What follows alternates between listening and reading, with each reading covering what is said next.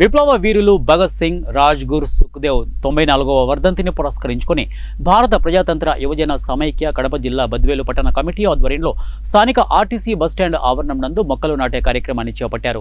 ఈ కార్యక్రమానికి ముఖ్య అతిథులుగా RTC Badvel depot manager R Chaitanya Niranjan, Badvel exchange CIB Sitaramireddy, ఐక్య ఉపాధ్యాయ ఫెడరేషన్ జిల్లా అధ్యక్షులు మాదన్ విజయ్ ఇక బస్టాండ్ ఇన్ గేట్ వద్ద గల భగత్ సింగ్ విగ్రహానికి పూలమాలలు వేసి ఘనంగా నివాళులర్పించారు.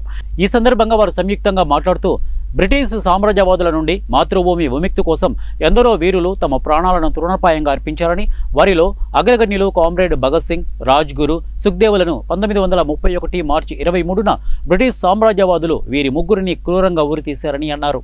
బ్రిటిష్ సామ్రాజ్యవాదులు నాడు ప్రవేశపెట్టిన మేఖలా విద్యా విధానమే నేటికి కొనసాగుతోందని చెప్పారు. పాలక ప్రభుత్వాలు విద్యార్థి, నిరుద్యోగ వ్యతిరేక విధానాలు అవలంబిస్తున్నాయన్నారు. ఏటా 2 కోట్ల ఉద్యోగాల హామీ కలగానే మిగిలిపోయిందని చెప్పారు. మరోవైపు ప్రభుత్వ రంగ సంస్థలైన రైల్వే, రక్షణ రంగం, విమానయానం, బొగ్గు గనుల వంటి సమస్యలని అదానీ, అంబానీ, పోస్కో వంటి కార్పొరేట్ సంస్థలకు కారు చౌకగా కట్టబెడుతున్నారు.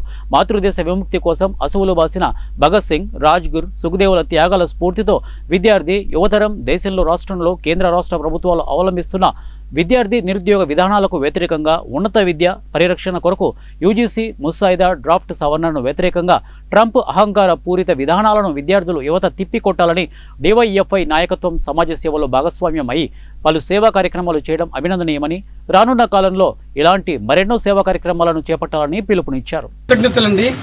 ఎక్కడైనా కూడా మామూలుగా రోడ్ల పక్కననో కాలేజ్ దగ్గరనో ఈ హాస్పిటల్ దగ్గర చెట్లు నాటేవాళ్ళు.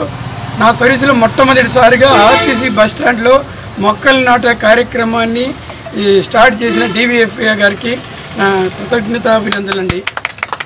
సో దీనికి ముందే మా ఆర్టీసీ సిబ్బంది కూడాను ఇక్కడ బస్టాండ్లో ఈ ఎదురుగా ఉన్న గార్డెన్ను బాగా డెవలప్ చేశారు.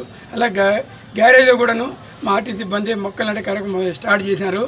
అంటే మా డిపార్ట్మెంట్లో మా వాళ్ళు స్టార్ట్ చేసేది గొప్పతనం కాకపోయినా వేరే వాళ్ళు వచ్చి మా బస్టాండ్లో చెట్లు నాటడం అనేది చాలా గొప్ప విషయం అండి.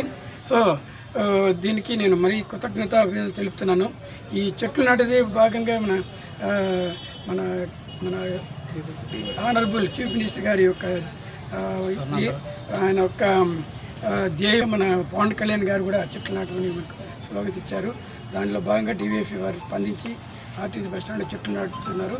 ఇంకా చాలా చోట్ల చెట్లు నాటాల్సిన పరిస్థితి కూడా ఉంది. ఆర్టీసీ బస్ చేయడానికే పరిమితం కాకుండా ఈరోజు సామాజిక బాధ్యతగా పర్యావరణాన్ని రక్షించేటువంటి, కాపాడేటువంటి ఒక బృహత్తరమైనటువంటి కార్యక్రమాన్ని తీసుకొని మరి ఇక్కడ చెట్టు నాటేటువంటి కార్యక్రమాన్ని తీసుకోవడం అనేటువంటిది మరోసారి వారిని ప్రత్యేకమైనటువంటి అభినందనలు తెలియజేస్తూ ఉన్నాం.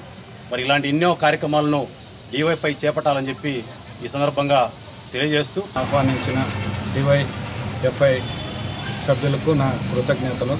ప్రభుత్వ పథకాల్లో భాగమైన స్వర్ణాంధ్ర, స్వచ్ఛాంధ్రలో భాగంగా మరియు సామాజిక కార్యక్రమాల్లో భాగంగా చెట్లు నాటడం కార్యక్రమంలో పాల్గొనడం నాకు చాలా ఆనందంగా ఉంది. ఈ